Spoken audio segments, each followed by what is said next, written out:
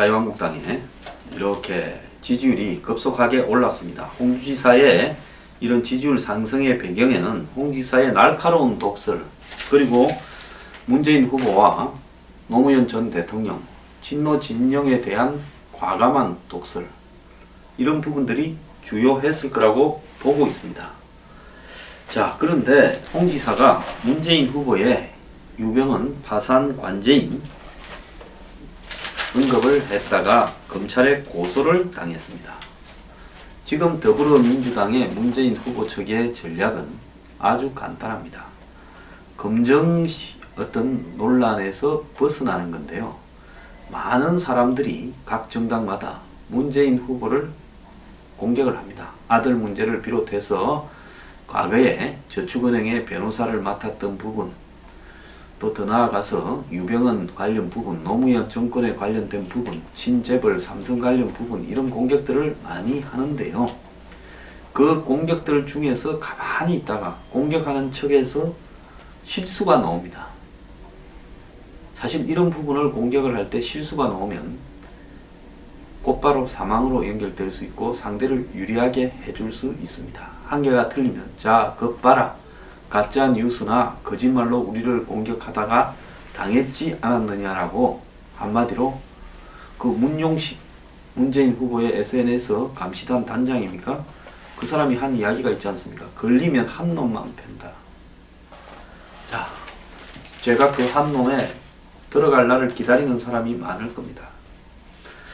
그래서 이 홍 지사가 문 후보가 유병헌 씨의 파산 관제인이었다, 세월호 사건의 숨은 주역이라는 의혹이 제기된다 라고 이 자유한국당의 대변인도 이야기했고, 홍 지사도 TV 토론에서 같은 주장을 했습니다.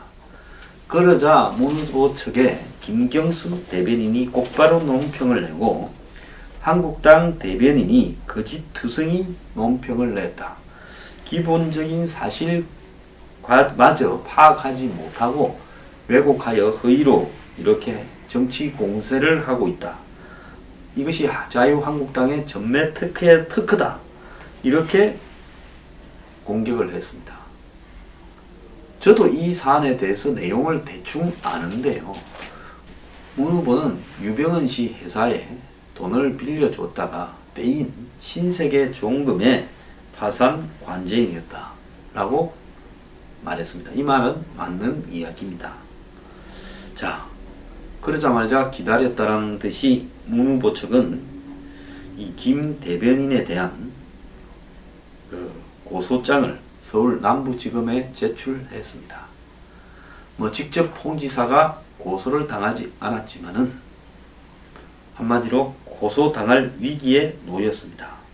상대 후보를 고소당하지는 않았지만 같은 말을 한 당의 대변인을 고소를 했습니다.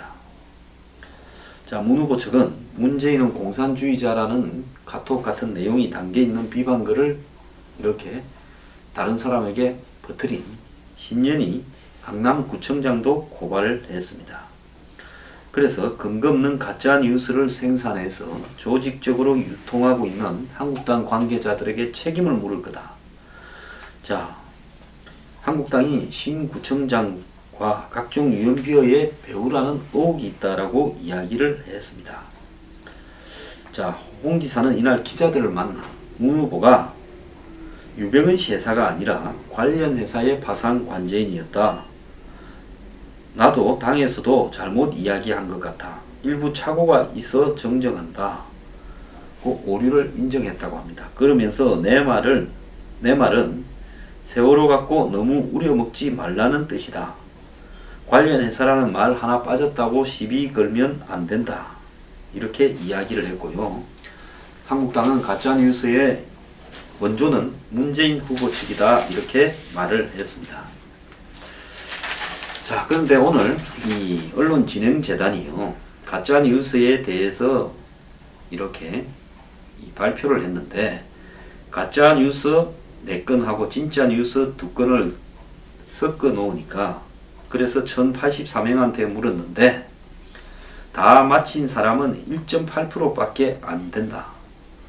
자, 오답률이 75.1%였던 오답률이 가장 높은 가짜뉴스는 사드 배치 때문에 중국이 모든 포털 내 뮤직 코너에서 한국 음악 차트를 삭제하고 업데이트를 중단했다라는 건데, 이 가짜뉴스는 이 중국의 한 포털 사이트에서 한국 음악을 차단했다가 복구했지만은 중국 내 모든 포털의 뮤직 코너에서 한국 음악 차트가 삭제되지는 않았는데, 최근에 반중 감정을 자극하려고 유포한 글이었습니다.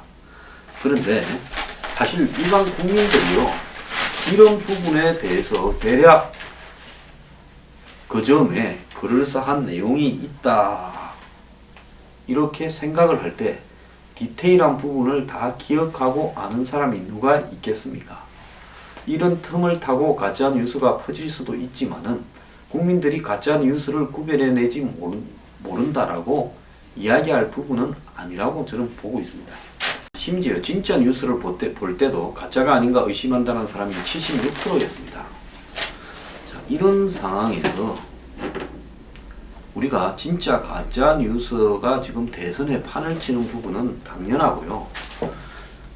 어떤 이 상대에 대한 검증을 하기 전에는 철저하게 준비를 해야 될 거다라는 생각이 듭니다.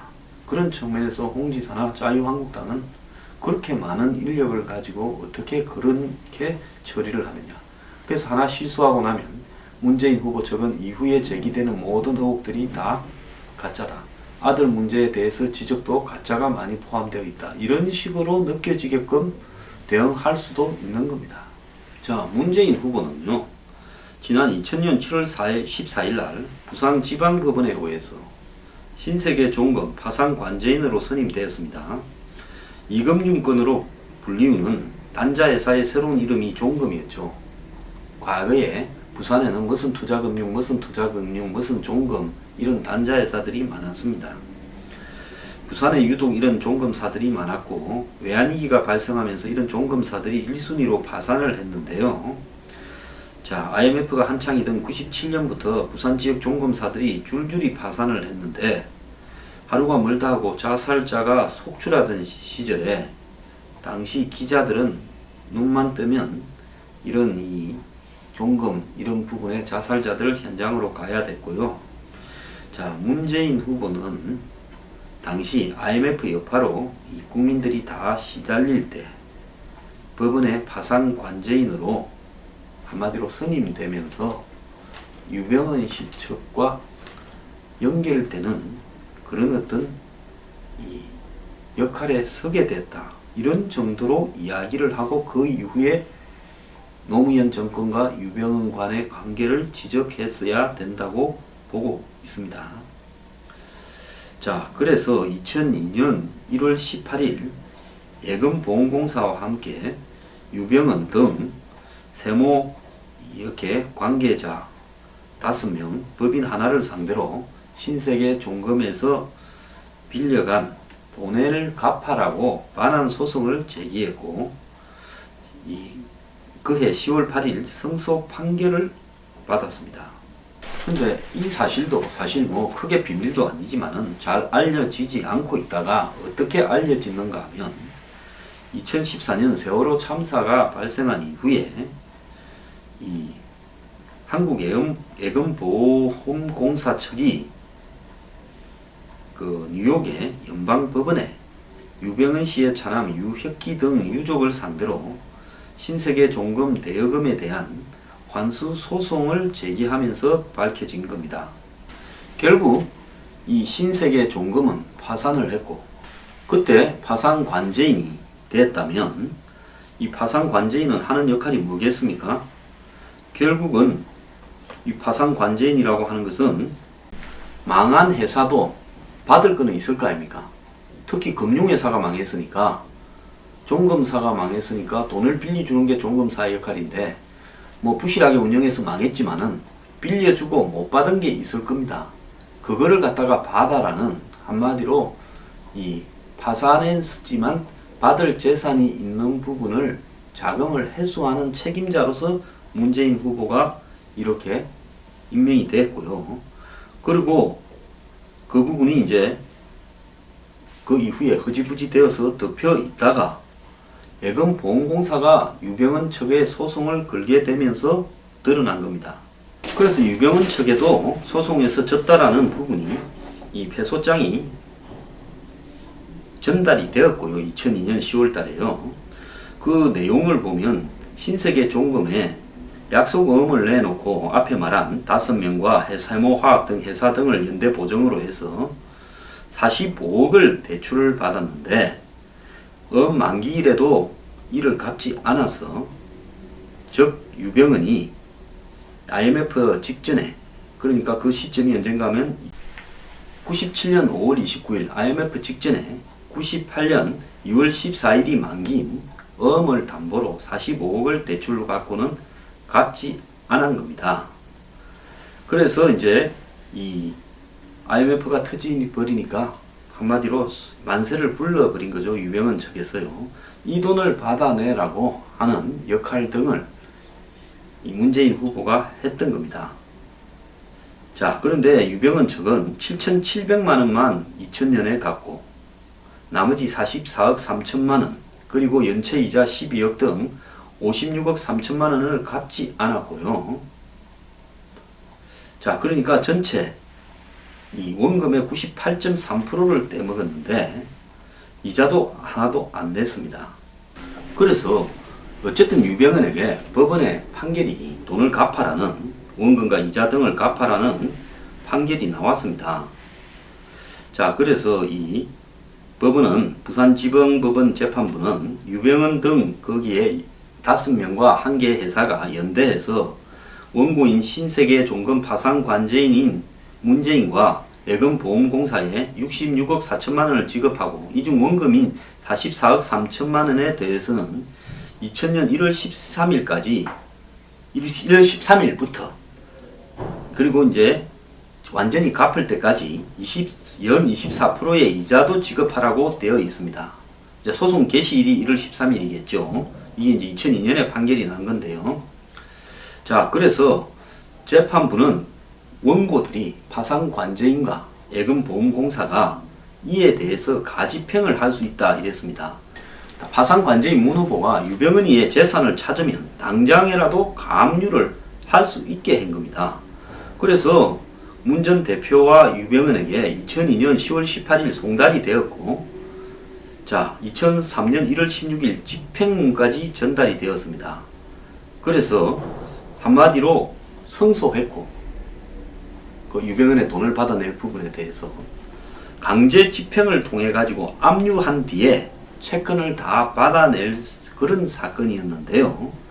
그런데 문 후보가 이 같은 판결문을 받아내고도 제대로 채권 행사를 하지 않아서 이런 판결문이 휴지 조각이 되었다라는 것이 미국 법원 소송과 관련해서 제출된 서류에 나타난 겁니다.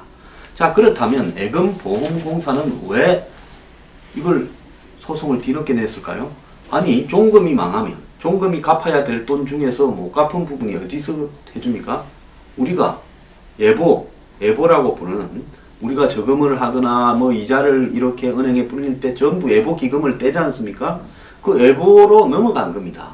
예금보험공사로요. 채권이. 대신 예금보험공사가 신세계종금 대신에 지불할 거는 지불했으니까 신세계종금은 휴지 조각이 된 그 채권을 한마디로 예금보험공사에 넘겼던 거죠. 그래서 예금보험공사가 지금이라도 받아내려고 세월호 사건이 생긴 다음에 그때 가지고 있던 채권을 미국 뉴욕에 있는 연방법원에다가 낸 겁니다.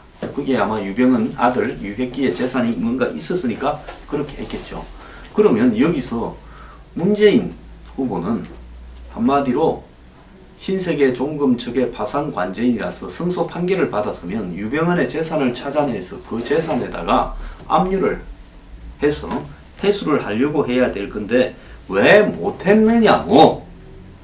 그래서 유병헌 이를 봐준 거냐, 두 사람이 잘 아는 관계냐. 그리고 노무현 정권 때 유병헌이 1100억이 넘는 부채를 탕감받았거나 여러 특혜를 받은 부분이 그런 어떤 관계하고 행여나 얽히는 게 있느냐, 이렇게 지적을 했어야 됐다는 겁니다. 자, 문재인 후보는 이후에 노무현 정권이 출범하니까 이 파산관제인이 노무현 전 대통령의 조카 사이 정재승 변호사한테 넘겼던 걸로 보이는데요. 2004년 5월에 신세계종금의 파산관제인과 정리금융공사 간에 체결된 자산양도계약서에 따르면 15억의 음대출과 25억의 음대출 등 대출원금 40억 중 미해수 대그 대출금이 38억 4천만 원에 달하는 걸로 확인이 되었고요. 그래서 2002년 유병헌에 대해서 승소 판결을 받아낸 신세계종금의 파산관제인이 유병헌과 세모의 재산 내역을 파악을 해서 이를 집행해야 될 건데, 유병헌 사건이 생기고 난 다음에 유병헌의 국내외 재산이 수천억으로 드러나지 않았습니까? 그럼에도 불구하고 그거를 받아내지 못했다는 겁니다. 그러면 그때 당시에 2002년 전으로 해서 유병헌이 재산은 없었느냐? 그때도 유병헌이 국내외 재산은 엄청나게 있어서 이 돈 다 받아내고 남을 만큼은 있었다는 거죠.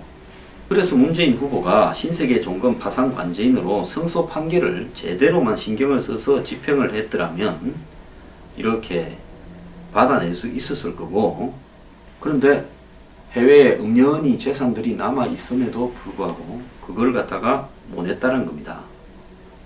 자, 그런데 2004년에 작성된 이 정리금융공사와 이 파산관제인, 신세계종금 파산관제인 간의 이 자산 양도 계약서에 문재인이 아니라 정재승이라고 노무현 전 대통령의 조카 사이가 기재되어 있다는 겁니다.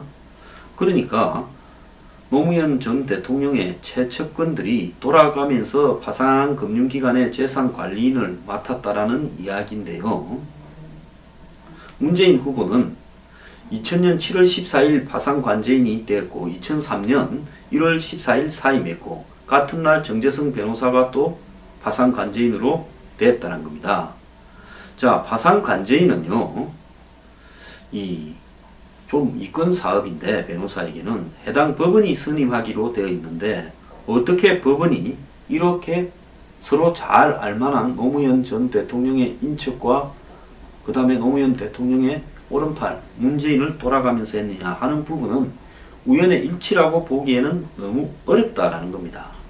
결국 신세계종금이 파산해서 그 파산한 것은 정부가 애보기금 같은 공적 자금을 투입해서 그걸 메꿔줬을 거고, 그래서 그 채권이 애금보험공사 등에 넘어갔을 거고, 그러면 파산관제인은 파산관제인에 대한 페이를 받았을 거 아닙니까? 끝까지 재산을 추적해서 그 돈을 유병헌 일가로 재산을 이렇게 압류해서 받아내가지고 승소 판결을 받았으니까 그걸 갖다가 이미 낭비한 공적 자금을 메꾸는데 썼어야지요. 그런데 그렇게 하지 않았다라는 부분에 있어서 한마디로 정부 재산을 흥청망청 좀 신경을 써서 이렇게 메꾸는데, 한마디로 흥청망청 날려버린 정부의 재산을 찾아내어서 메꿔야 될 그런 어떤 책임을 소홀히 했다.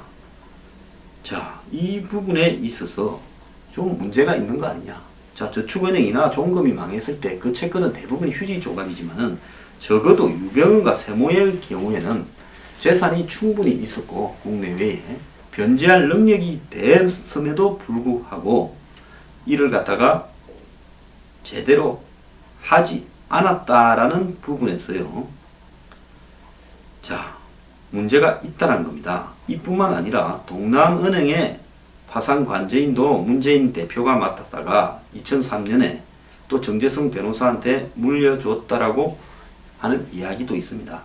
문제는 유병헌이 세모로 사고를 대형을 치놓고는 그거를 다 떼먹고 말끔하게 또 자기 아들이니 주변으로 돌려가지고 다시 재벌 회장 수준으로 재기하게 된 데는 이런 어떤 어설픈 법의 집행이 이렇게 배경에 있었다는 거고요. 파산관제인 의무를 제대로 성실하게 수행하지 않았다라는 의혹은 문재인 후보가 충분히 받을 수 있는 겁니다. 그런데 왜 이런 부분들을 제대로 짚지 않고 자유한국당과 홍준표 지사는 엉터리로 짚어서 그 중요한 기회를 날려버리느냐는 겁니다.